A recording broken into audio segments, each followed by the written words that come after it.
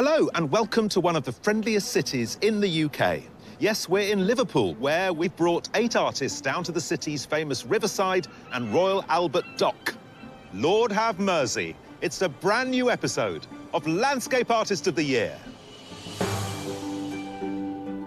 2,000 applications, 48 artists, 8 pods, 6 heats in the art competition that brings the landscape into your living room. I'm having a great time. It's brilliant.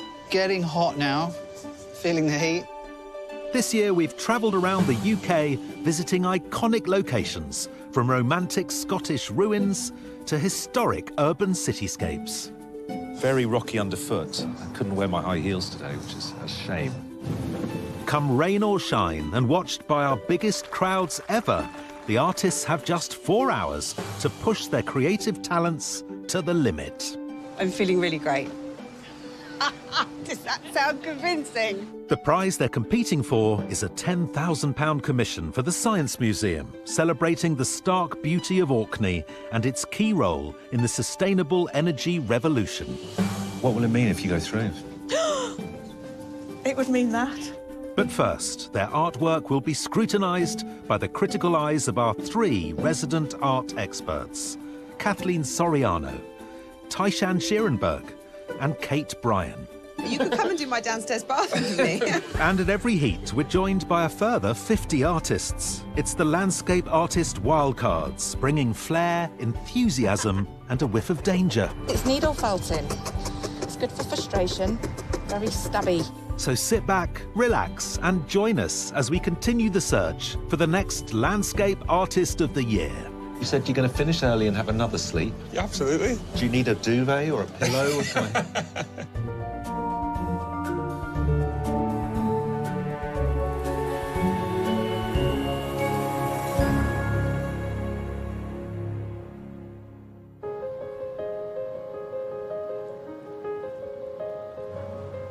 Today we've brought 8 artists to Liverpool's famous dockside. Georgina Saunders, a primary school teacher from Hertfordshire. Staffordshire-based artist Rose Jones. Nathaniel Fowles, a supply teacher living in West Sussex. And from Leicester, graphic designer and art tutor Anil Patel. It's a beautiful morning. It's lovely and calm, but I'm not. Oh! Great start. Also taking part today are James Murch, an artist living in Devon. Brighton-based chef Wesley Smith. Judy Milner, a keen plein-air painter from London. And from just across the water in Birkenhead, painter and decorator Matthew Timmins-Williams. I didn't get a wink of sleep last night. I was very nervous. I was up early, pacing around the house, trying not to lose my composure. Our artists were all chosen by the judges on the strength of a submission landscape, which they brought with them today to hang in their pods. But now they must unpack and contemplate the task ahead. I'm really looking forward to doing some painting, really. So the only thing I'm really worried about is making a bit of a wally of myself and the heat.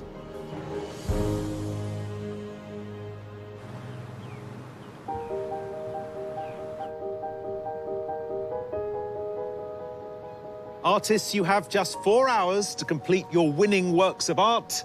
Good luck to all of you. Your time starts now. The landscape facing today's artists on Liverpool's waterfront is a study in perspective, encompassing old and new architecture, from the Victorian red brick of the Great Western Railway warehouse to the twisted white stone of the Museum of Liverpool. I like the combination of modern architecture and history. I just got to be careful I don't get bogged down in detail. I love to be in a more rural landscape, so I think it's absolutely stunning, but I find it's a little bit scary to begin with. I think this might possibly be the most complicated landscape we've ever given our pods. I mean, it's got everything, absolutely everything in it. You're right, it's very complex, but you could also say we've spoilt them for choice. And I think that's what makes Liverpool such an exciting city, that you just have these layers and layers and layers. From a geometric point of view as well, I think it gives you some wonderful shapes. It's so dramatic. I've noticed that some of the artists that we've got on the pod today are sort of containing their scales in order to get what they need to get done in the time. Right. But actually what scares me a little bit is that this is so big. Yeah. And how do you sort of bring that all down and make it sort of meaningful and strong at the same time? Challenges.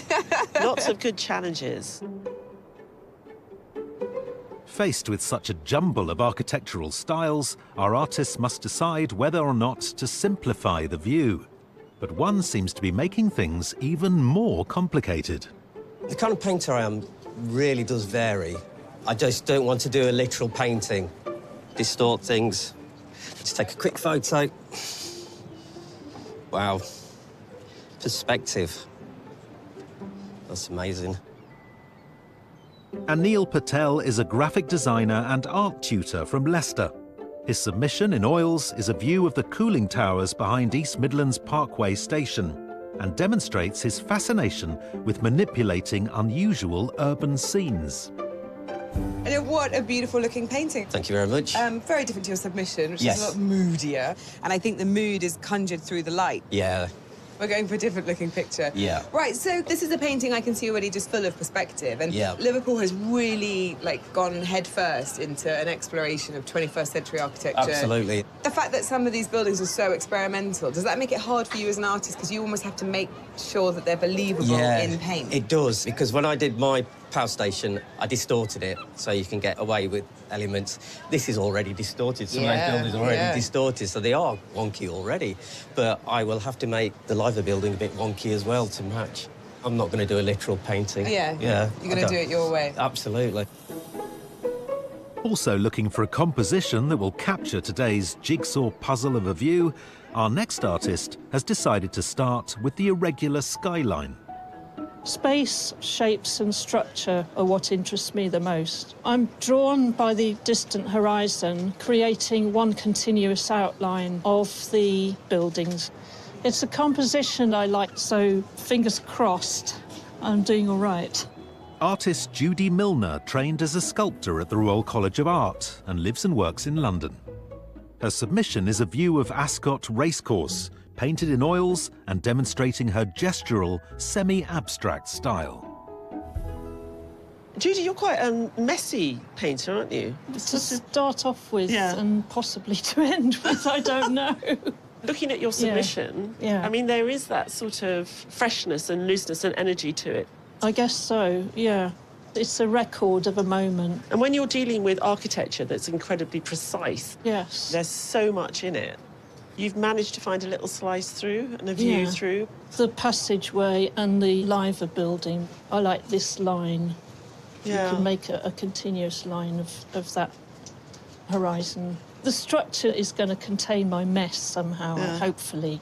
Well, it's got a lovely energy to it. I love the way you've got the Museum of Liverpool sort of taking us to that lovely sightline and that empty sky. It's great. Thank you very much.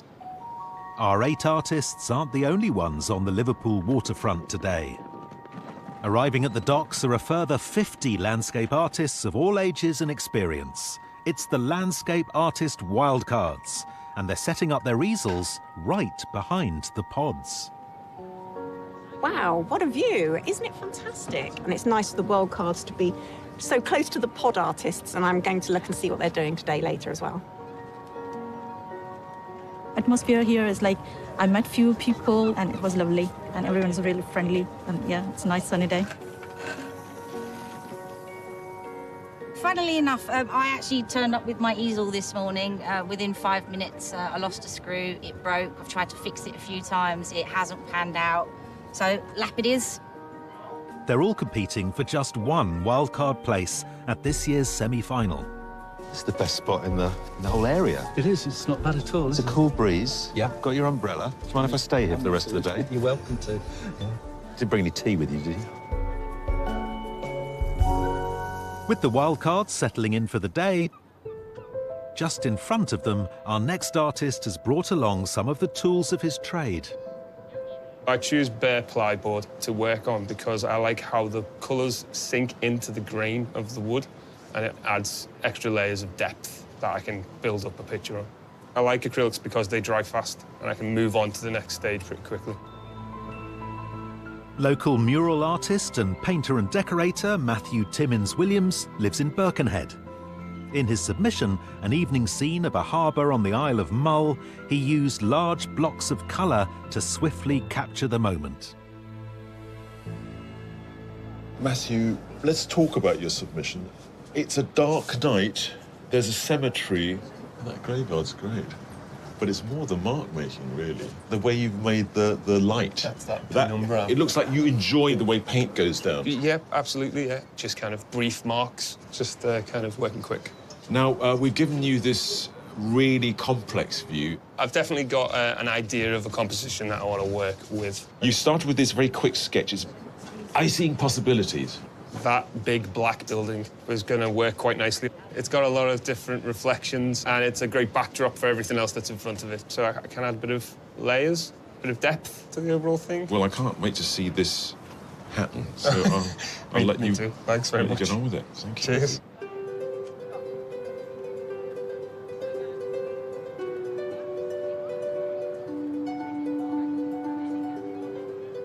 I think I might actually include the cobblestones here in the foreground, as well as what's going on in the background. And I love the balance of old and new here, really. That's what I'm going to be focusing on, I think. Nathaniel Fowles is a supply teacher living in West Sussex. His stylised works feature accentuated colours, as in his submission oil painting of Battersea Power Station, which took him a mere 10 years to complete. Nathaniel, I was a bit worried about all of you this morning, actually, because I thought we'd given you rather too much, but you've just embraced it. And I suppose what it's done is it's given you a lovely foreground, middle ground, and then distance as well. So you've used it. Yeah, that's what I like. Really well. And I can see that you were working it out in these lovely sketches beforehand. What I quite like is this, well, I like the cobblestones. I like the pattern of the cobblestones. Yeah. There's a lot of texture there, but there's also these lines taking you off into the distance. You've got fantastic bones of it there already, I can see, but looking at your painting style in your submission, you know, it's quite a dry, sort of chalky application of paint. It looks like it takes quite a long time. Painted over 10 years. Right. Slightly less time today. There's still quite a lot to do, isn't there? We could come back in 10 years' time, leave you here. It's going to happen. We're going to get on with it. OK. At the end of the first hour, our artists have settled on their compositions, but this complex scene is constantly presenting new challenges. The reflection on that big black building is causing me some trouble, but I'm getting there, I think. It's really quite tricky working out where different things are in proportion to other things. So I'm quite pleased about how I've actually been able to, I hope, get things in the right place. That hour's gone really quick. I've been blocking everything out. Don't go too much detail too soon, and stay relaxed and really go for it.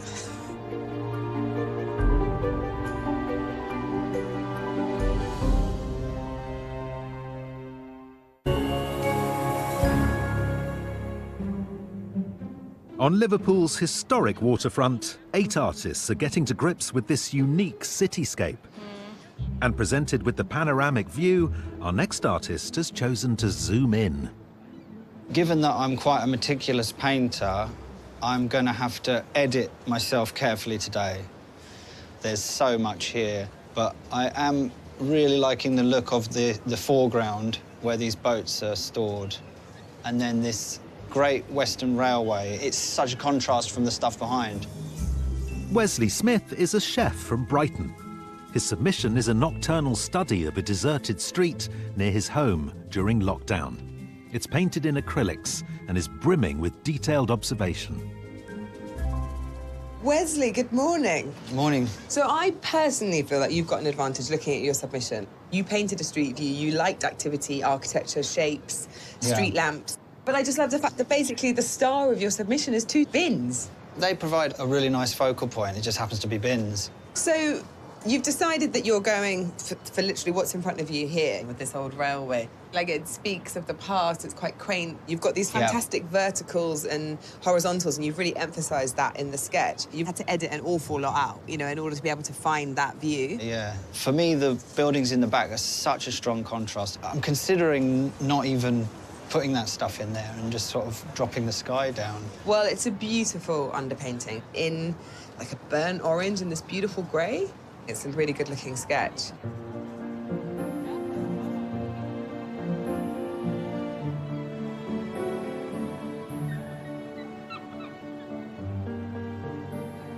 When I paint a landscape, I tend to use quite big brush strokes, so it stops me getting too fiddly with the detail. I quite like it when it's a little bit more abstracted up close, and then when it's further away, it comes together a little bit more. Georgina Saunders is a primary school teacher from Hertfordshire. Her large-scale submission in oils was painted from a photograph she took whilst walking in the Cumbrian hills at sunset. Georgina, so tell me about scale. What does that allow you to do? Be a bit more free with my arm and get some nice brush strokes in, and stops me getting so fiddly with the detail. OK. And in your submission, I can see that there's a range of styles. You've got sort of looser in the foreground, and then it sort of gets tighter and tighter. The focus is on that river, so I chose a slightly smaller brush. And will we see a similar approach today? Is there an area of focus that you've already identified? I do like the shape of that dark building that cuts across. Yeah. I want to have that as the focus. But now I'm struggling for time a bit, so we shall see.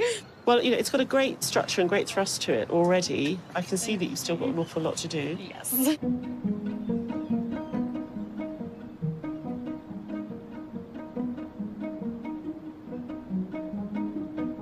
So these docks are interesting, aren't they? In that they had this former life. They've been repurposed. So you have a thriving area that has all these remnants of its former existence. It's a very peculiar jumble of building styles. In a funny way, it doesn't look like it's been planned. Of course it has been, but there is a kind of sense of chaos as well.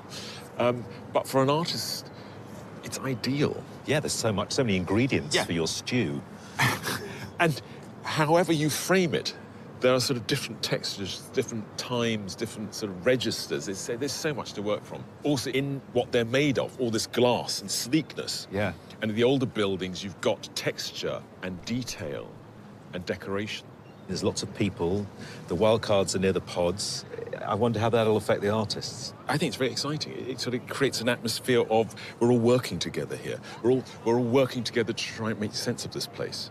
So it's interesting what's been regenerated and what has been kept as it was. I presume these cobbles, they feel pretty original. Yeah, very rocky underfoot. I couldn't wear my high heels today, which is a shame. And behind the pods, our wildcards are valiantly cobbling together some landscapes of their own. So I was really intrigued by your work when I went past it. It sort of feels misty and rainy and cooler there than it is today. It feels quite soulful.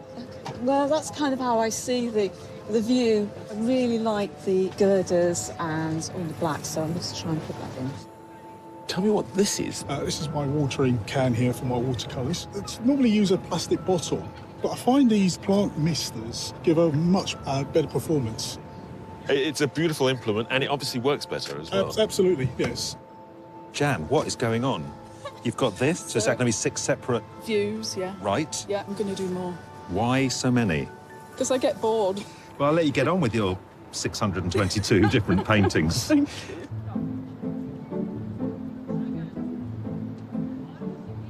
Over in the pods, and faced with the complicated geometry of this ultimate urban landscape, our next artist is feeling very far from home. My studio is based in a country park, so I tend to paint more kind of natural scenes, but I'm quite excited by something a bit more architectural. I'm trying to simplify it slightly with the modern building kind of against the older buildings. Artist James Murch lives in rural Devon and took part in Landscape Artist of the Year in 2019. His submission, an oil painting of the garden by his studio, demonstrates his love of colour and form in nature. James, your submission from the depths of the rhododendron bush. Yes. What grabbed you? It is the rhythm of the trunks and the light, isn't it, really? It is, absolutely. It was later in the afternoon, so the sun was kind of behind and coming through the rhododendrons. And now we put you in front of this massive bit of building. Tell me how you're going to tackle today. Well, I'm going to build it up in sort of basic shapes and try and indicate details. I like the fact that these two modern buildings look a bit like dogs kind of going for the older buildings.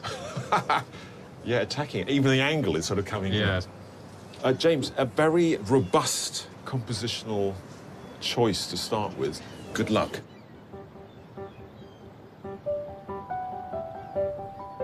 While most of today's artists are using paints, one has made a challenging choice given the bright sunshine.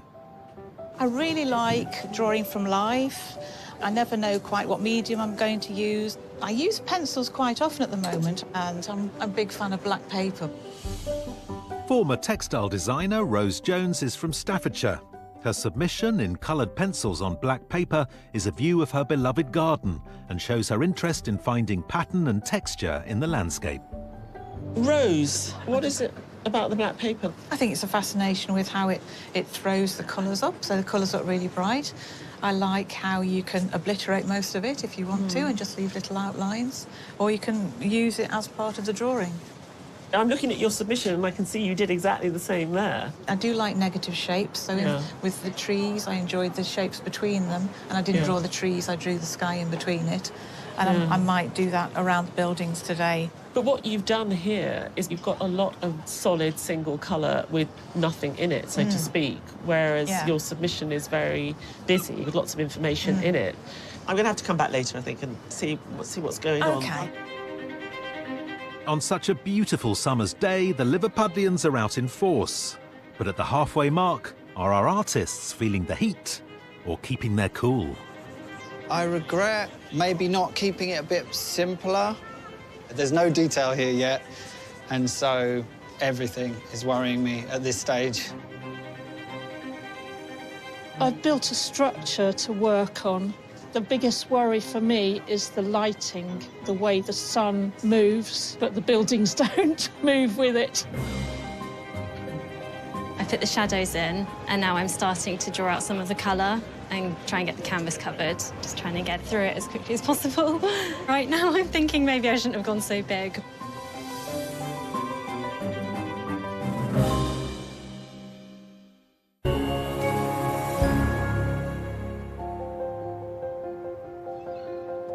On a roasting day in Liverpool, 8 artists are halfway through the day's painting and the mercury is rising.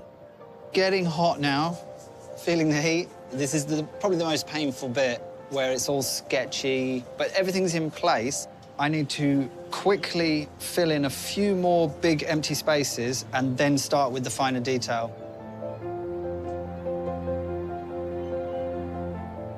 James, you've got people in your painting. Yeah, I've popped a few in. Because you are in charge of that canvas. Yeah, that's right. You can do whatever you like. Not sure whether I'm quite happy with it just yet. I think the contrast needs pushing and the colour's punching up a bit. Well, you're certainly looking the part. Cheers. Got your painter beard on. Yeah, absolutely, yeah. Well, you can't fail to succeed. Nathaniel, I've been walking past watching you paint. You're putting down blocks or marks, and the painting or the scene is appearing. Tell me, what's happening in that brain of yours as you're working? What are you responding? Mild panic, I think. But I get a sense that the bones of the scaffolding of this is in place. Once you've got a good structure, like an armature, you can build on it more easily, I think. But there's so much going on. I'm trying to actually simplify it. Got my ice cream. As both artists and ice creams reach melting point, what do the judges think of the artworks at the halfway stage? So this little stretch of cobbled land bursting with creativity and some great art being made, hopefully. Wesley's submission was very detailed. Has he got enough time today on his painting? This beautiful little station leading up to it, there's a lot of sort of no man's land with bits and bobs which are very difficult to paint. I don't know whether he's going to get it done. I'm glad that Wesley chose this subject. I think the sketch painting he did this morning was gorgeous. If he adds too much detail, we're going to end up with something that's very difficult to read. Well, someone who's not lost in detail is Georgina, who is giving us these big sweeping lines. What she's capturing, which I haven't seen so much in the others, is there's a real sense of movement and energy. I think it's a really interesting way of approaching the intensity and complexity of this view. You know, by virtue of working in these broad strokes, you can reduce everything down quite instantaneously. James is very meticulous. There are charts, there are diagrams. Has he done too much of that and not enough painting? The bones of it are there, but it's sort of emerging from the top down. And I'm hoping that over the course of this afternoon, he'll put in some of that detail, but I like the way James works. His main subject matter is verdant vegetation. You can be loose and suggestive, with architecture less so. It's a work in progress. I'm slightly worried. Rose is working on that black paper, but is it a right choice for a day like today? You start with something which is so flat. I really feel like she needs a lot of layers to be able to bring in all the nuance that she wants to bring in. But she has made a great compositional choice. She's very interested in capturing elements of what's in front of us rather than the whole, and it's very, very subtle. Judy is tackling mainly the sort of sweeping drama of that building, the Museum of Liverpool. Judy's used the museum to push the whole composition and cram in the old part of the town on the right side of her composition. I think it's very dynamic. I think it's really an interesting device. The best thing about it, I think, is the lamppost that she's painted. But I want more paint, I want more colour. It's too sketchy at the minute. Nathaniel's giving us quite a wide-angled view. Are you happy with what he's doing? He's just responding to different flecks of tone and colour, and he just puts it on, and slowly, on that yellow ground, we're getting a sense of place. It's interesting for me because for Nathaniel with his submission, it's so tight. And actually what he's doing today is just really loosened it up. It feels more playful. I think that the cobblestones are stunning. Matthew, dabbing away, making marks. He seems to have all the time in the world. He got his composition well sorted out early on. What we're not seeing yet is a certain sort of thickness of paint, gestural mark making. I hope that he stays as relaxed as he is and doesn't get into some speedy flourish to add more detail, because I think the detail will ruin it. Anil's using the edge of his canvas as a kind of notepad almost. Yeah, he's very interested in perspective. He used artistic license in the submission. He's done the same thing with what he's painting today. But there's no mood to his painting yet. I think Anil is an artist who is so interested in developing new stylistic approaches, and he's trying to play with the space. Whether or not at the end that translates into a good painting, I don't know. Well, the sun is shining. The artists in the pods are beavering away. The wild cards are working away. I think this only means one thing. Who wants an ice lolly? A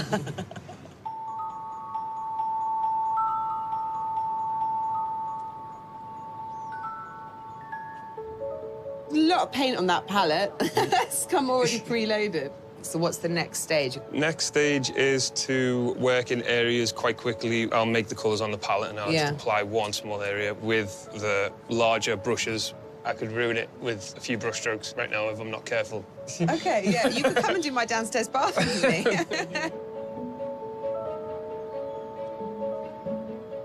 Behind us, Georgina, there are quite a lot of people watching what you're doing. How's that sitting with you? Doing a big painting, which everyone can see. It does scare me quite a bit. Just trying to get as much paint as possible, and then I can fine-tune a few things. I want to focus on the buildings. Right. Because that's one of the most famous buildings of Liverpool. I like the way the liver bird is sort of hovering at the moment above it. I hope he's not going to fly away. Yeah.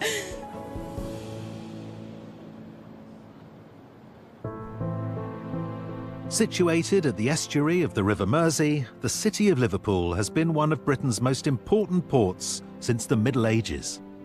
By the 18th century, its strategic location had transformed the city into a centre for global trade, with cargoes of sugar, coal and salt shipped in and out of the docks. The environment would have been really busy. Goods were being loaded and unloaded by hand.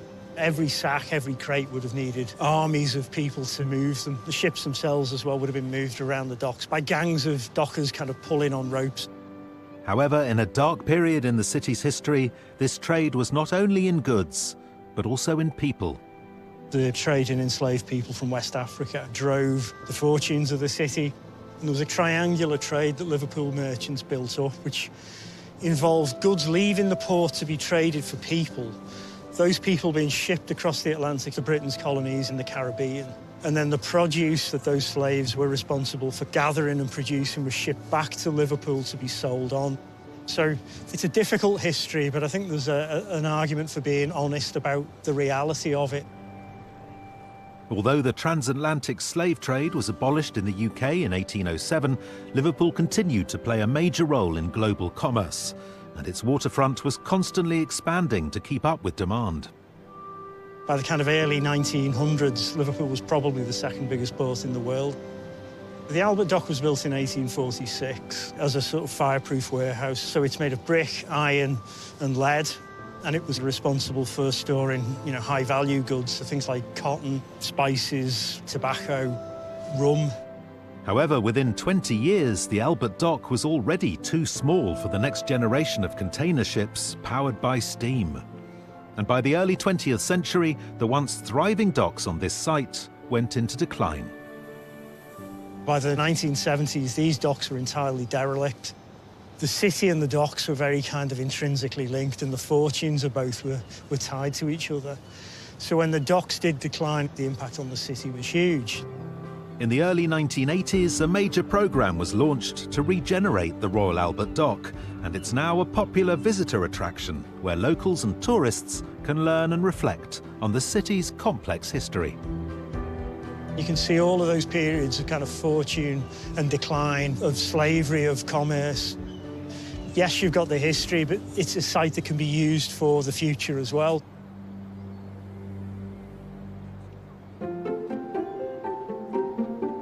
Behind the pods, our wildcards have been working hard on their artworks all day. And as they approach the end of their challenge, things are getting a bit hairy. You're right, Emily, quite franticness to this enterprise. Yes, it's needle felting. So it's good for frustration, very stabby. Are you in a good mood? I am. Sometimes I need to listen to some really aggressive rock music to get into the stabbing. To get the beautiful composition. I'm exhausted just talking to you. This is a big view. It is. How did you approach it? Well, considering I don't paint buildings or water, with some trepidation. OK. I'm Leafy Lane sort of painter. Right. Well, you've done a really good job. Oh, thank you very much. They've valiantly tackled a range of views from the Royal Albert Docks and Tate Liverpool to the River Mersey itself. But only one wildcard can be selected by the judges as today's winner. Congratulations. You're our wildcard winner today. We really, really love the way in which you got a very, very quiet corner in this incredibly noisy scene that we gave you. And a lovely composition, full of mood and a little bit romantic. Congratulations, well done. I'm very surprised to be chosen by the judges. I'm just, flabbergasted. The most delighted person will be my partner, because they probably didn't expect me to win. Sue Billings from Leeds will enter a pool of wildcard winners from all the heats, just one of whom will be chosen to compete in the semi-final.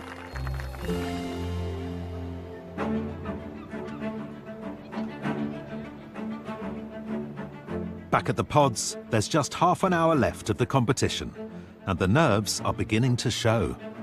I have occasions, moments of thinking, this is going well, and then a little bit of, no, it's not, get on with it. I think they might say, why did she start on a huge piece of paper and then she cut it down so much?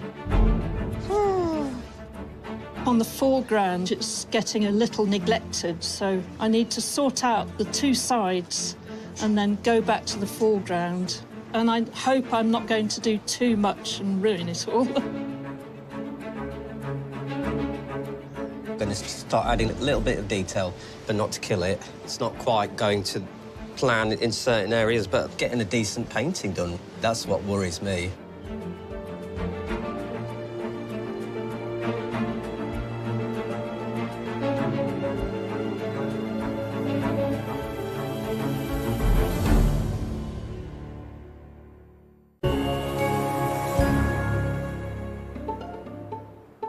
On Liverpool's historic waterfront, 8 artists are nearing the end of their day's painting, with just a few minutes left to complete their artworks. But for some, it's already time for bed. So, Matthew, this show famously doesn't give painters very long, 4 hours to paint. But you, Matthew, you had a sleep at lunch. You said you're going to finish early and have another sleep. Yeah, absolutely. Do you need a duvet or a pillow or something? I can sleep on anything, literally, it's fine. So I'm going to leave you to get on and rest. Hasn't quite turned out how I like. Really need to get into the orange brick at the back because I've left that very raw, and then the foreground as well with the boat, and a little bit of everything. I'm feeling even hotter than before and even more panicked. It shrunk drastically. And I realised there was an awful lot of black paper around, so I started cropping wildly. But I'm happy with it now. What will it mean if you go through? It would mean that. Read it. I'm just looking for the last few changes I can do to make a difference, but ideally I'd have double amount of time now. Artists, you have 1 minute left. 1 minute. Somebody wake up Matthew.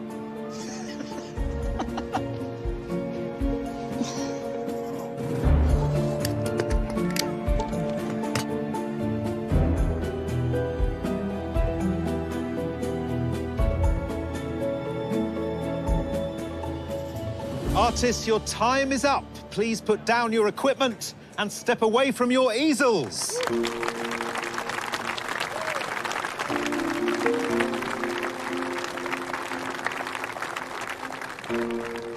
It's been a great day. I've loved it. And it's brilliant seeing all the other people's work and what they've been doing. It's inspirational.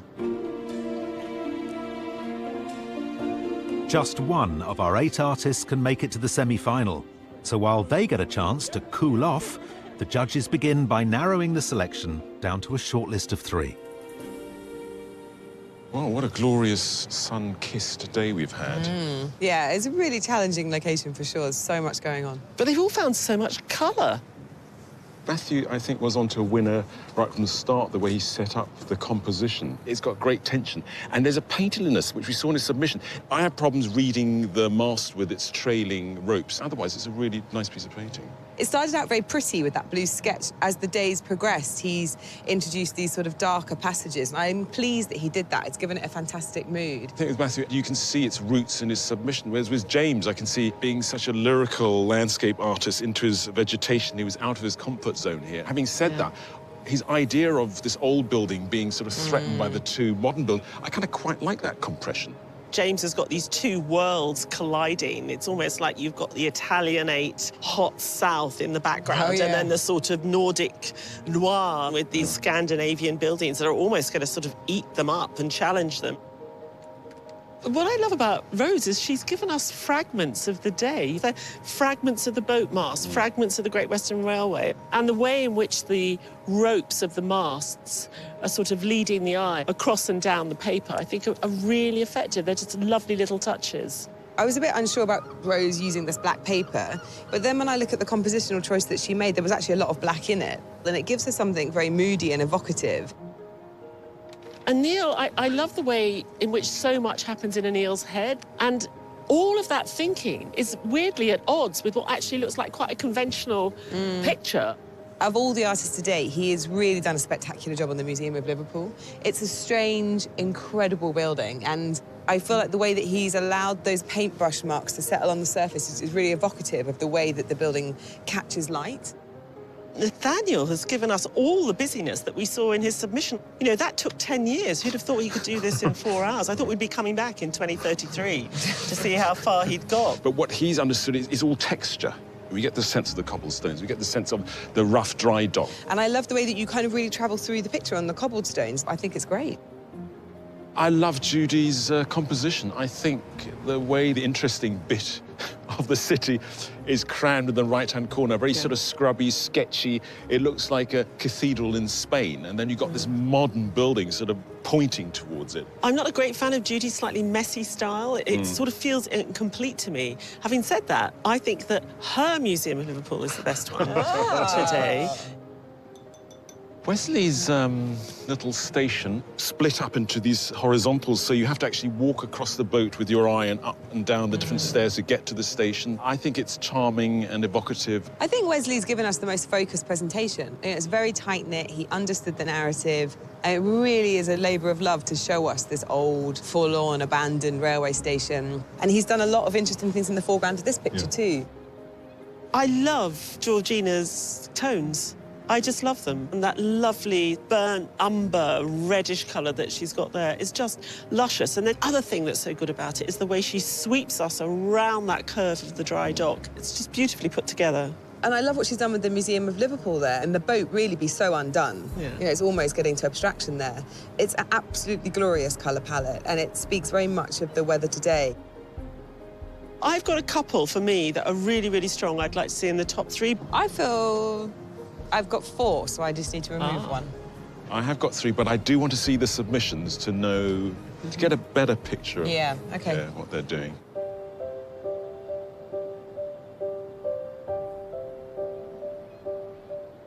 Artists, thank you for a wonderful day and for embracing the challenge so wholeheartedly. But the judges have decided which 3 artists will go forward to their shortlist. And the first artist is Nathaniel Fowles.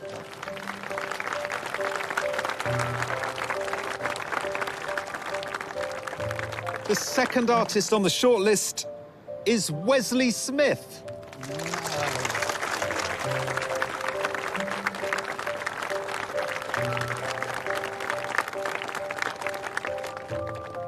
The third artist is Georgina Saunders.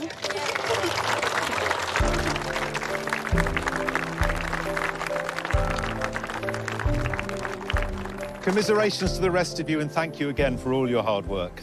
Thanks very much. Thank you.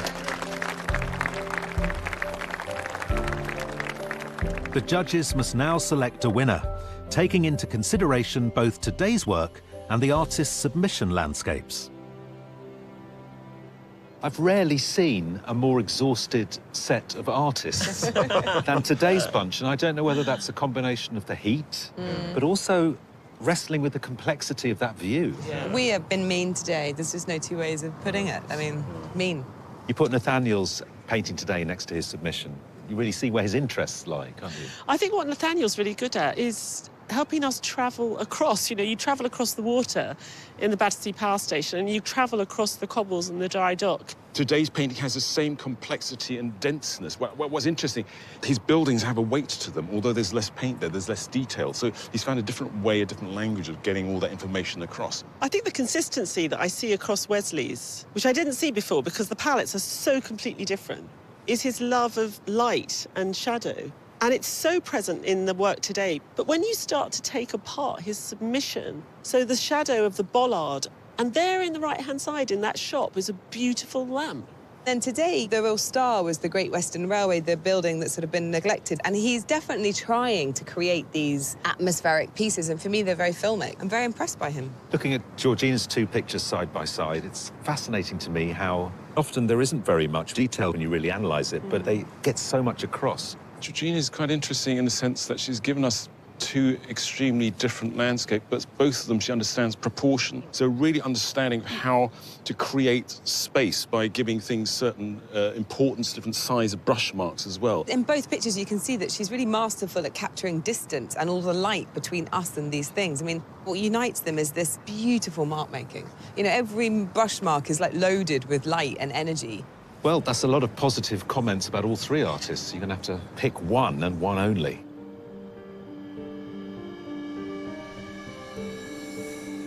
Nathaniel, Wesley and Georgina, you've all done incredibly well to get this far, but only one of you will be joining us in the semi-final. The artist who the judges has selected is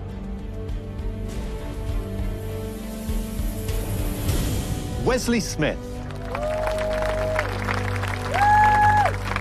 Really happy. I was chuffed before just to get to the 3, but I'm absolutely speechless. Wesley's art is just incredible. Like, the detail is fantastic. A very worthy winner. Good job! Oh my God! I'll buy you dinner. Yeah, you owe me dinner, right? Yes. Wow. I think Wesley today found a scene that really excited him, and that's really interesting for us when an artist can make great editorial decisions and give us such a strong narrative. I mean, he really showed us that train station, and when you saw it next to his submission, you really understood who he was as an artist. One's nocturnal, one's a bright city scene, but yet they have the same language, and it's something we want to see more of. Well done. I just was really surprised. Very, very surprised that they picked me. But I'm excited. I'm going to keep practicing and come back with something, the next thing. If you'd like to be a pod artist in next year's competition or want to find out more about the work of our featured artists, visit skyartsartistoftheyear.tv. Next time, we're at Hever Castle Lakeside in Kent with 8 new artists ready to take the plunge. We have a lot of wind, then I'm going to struggle getting these clearer reflections. A tricky technique that's a cut above the rest. If the lion no goes horribly long in the last half an hour, I'll perhaps ask you for a canvas and some paint. So who will be drowning their sorrows? I've got some nice colours, but I need to make a little bit more sense of it. And for whom will life be but a dream? I'm now sitting here enjoying the weather.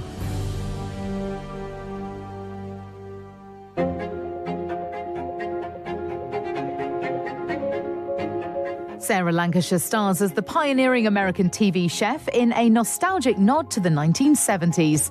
Julia, the brand new season, available now from Sky Atlantic.